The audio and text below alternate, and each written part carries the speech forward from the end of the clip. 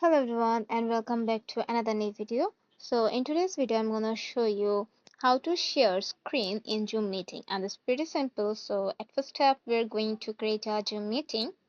So in your Zoom app in the left side corner you will see the meet option. Just choose this option and from here start a meeting.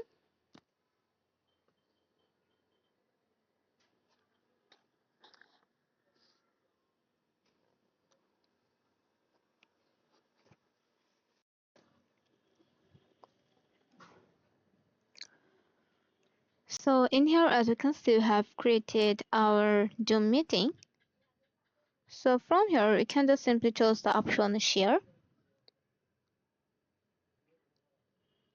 and scroll a bit down. Here you can see the option screen option,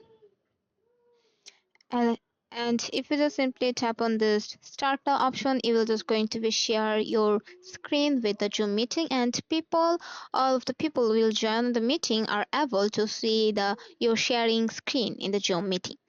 So that's it. Hope this video find you helpful. Let me know in the comment box if you have any confusion and keep in touch with us.